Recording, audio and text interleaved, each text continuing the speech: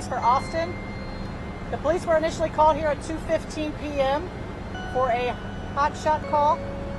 Officers arrived within 4 minutes.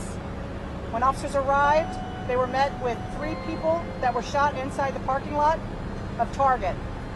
The suspect fled the scene, stole a car from the scene, took that car, wrecked that car, then hijacked another car. He was then found by Austin PD in South Austin, where he was taken into custody after a tasing. A tranquil afternoon of back-to-school errands in North Austin turned into a scene of horror when gunfire erupted in the parking lot of a Target store. In the blink of an eye, laughter and routine gave way to fear, panic, and tragedy that would shake the community to its core. A gunman killed 3 people who were outside a Target store in Austin, Texas, on Monday afternoon and then stole a succession of cars before he was apprehended, local police officials said. 2 of the victims, 1 adult and 1 child, were pronounced dead at the scene shortly after emergency responders arrived around 2:20 p.m. Central Time. A third person, an adult, was pronounced dead at a nearby hospital. A 4th person had minor medical complaints, not caused by traumatic injuries, according to emergency responders. Police said the gunman, a 32-year-old man, then hijacked a car from the parking lot, crashed it, and stole another car. Austin police officers found him in South Austin and took him into custody after shocking him with a stun gun. Among the individuals shot was the driver of the car the gunman stole first, police said. The man, whose name has not been released, had a history of mental health problems and has previously been placed on emergency holds, according to Lisa Davis, chief of the Austin Police Department. Such holds typically occur when individuals face a mental health crisis and pose a risk to themselves or others. This is a very sad day for Austin, a very sad day for us all, Ms. Davis said. The shooting was the 3rd time in 2 weeks that a man whom the authorities described as having a history of mental health problems opened fire in a public place, with fatal consequences.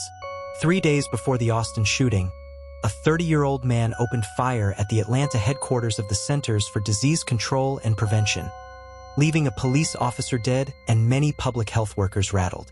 The gunman, who also died, apparently targeted the CDC because he believed the COVID-19 vaccine had made him ill. He may have been suicidal, according to his family members. And last month in New York, a gunman stormed into a Midtown Manhattan office building, where he shot and killed 4 people and seriously wounded a 5th.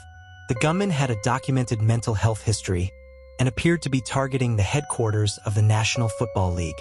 In a note found by the police, the gunman, a former high school football player, accused the NFL of concealing the danger of the sport in favor of profits. In that note, the gunman referred to chronic traumatic encephalopathy, a degenerative brain disease known as CTE that is associated with repeated blows to the head. It is not clear whether the gunman suffered from the disease, which can be confirmed only through an autopsy. The authorities said they did not know the motive for the Austin attack. Marco Torres, 20, a Target employee who handles online orders, said he had been working inside the store when he heard 2 gunshots from outside. "I heard the gunshots loud and clear," he said. "At first, I thought it was a huge prank." Mr. Torres then ran toward the front of the store to see what was going on, he said. As employees and shoppers realized the gravity of the situation, he said, those inside began running for their lives toward the rear exits. In a statement on social media, Austin's mayor, Kirk Watson, said an investigation was ongoing. "What I'll say is that this was a sickening, cowardly act of violence," Mr. Watson wrote. State Senator Sarah Eckhart, a Democrat whose district includes most of Austin, said in a statement the shooting had occurred minutes away from a high school. "While crime is down across our county, our state, and our country," she wrote, "mass shootings have become our national nightmare played out in communities every day. Advocacy groups and some Democratic lawmakers have argued the attacks should lead lawmakers to enact stricter gun control measures." Nadia Barbat, a volunteer with the Texas chapter of Moms Demand Action, a nonprofit focused on ending gun violence, said in a statement that people in Texas live with the fear of being shot. "We deserve to feel safety in our communities," Ms. Barbat said. and it's far past time our lawmakers step up to prioritize safety. What began as a routine shopping trip devolved into a moment of unspeakable loss for an entire community.